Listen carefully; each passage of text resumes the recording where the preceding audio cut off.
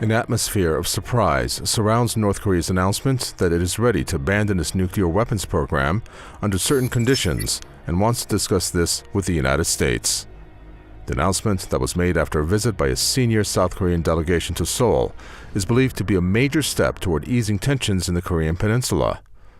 Some may argue that Pyongyang's overture was a result of U.S. combined campaign of pressures, sanctions, and threats of military attack. But a look at the course of events around North Korea's nuclear crisis over the past month shows this is part of what many see as the country's successful charm offensive, a charm offensive that started in the Winter Olympics last month.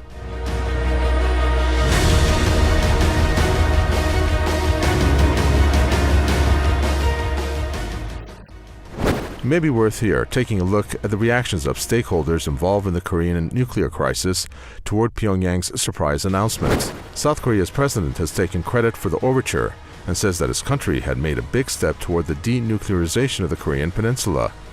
However, he says many critical moments still lie ahead. China has welcomed North Korea's initiative to open talks with the U.S. and says the two should sit at the negotiating table as soon as possible. Japan is looking at this with skepticisms amid concerns that any prospect for a deal between Washington and Pyongyang could leave Tokyo vulnerable.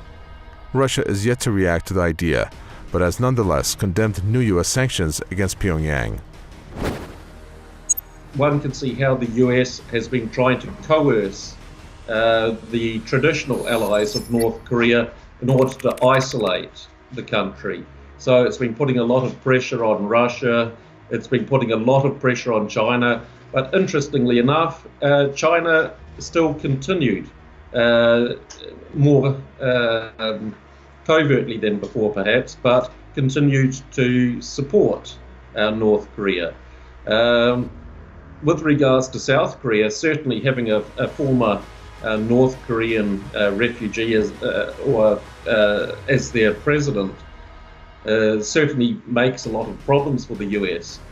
And this is why there has been so much pressure which has been put on North and South Korea by the United States, but why ultimately, which had broken precedents before, that North Korea and South Korea started talking and holding the most productive discussions in many years.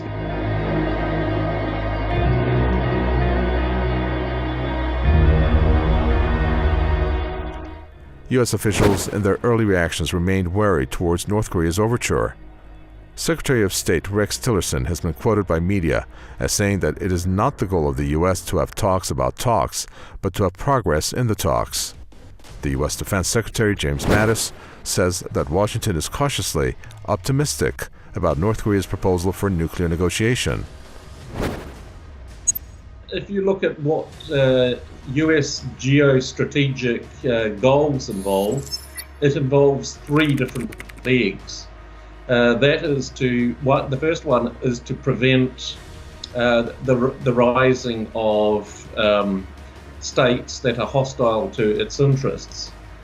A second one is that to keep those states under its patronage dependent on US security and guarantees. And the third one is to stop countries or forces uniting together in a front. And currently the US is failing at all three.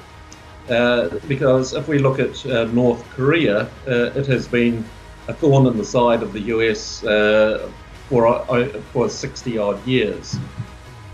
It was not too long ago that tensions around North Korea made the world expect a nuclear war in the region. Pyongyang's announcement that it wants to move toward denuclearization could be a relief that the world strongly needed. It effectively preempted U.S. President Donald Trump, who had engaged himself in a war of words with the North Korean leader over the past year. The world is now waiting to see if he welcomes Pyongyang's initiative for détente or again beat the drums of war.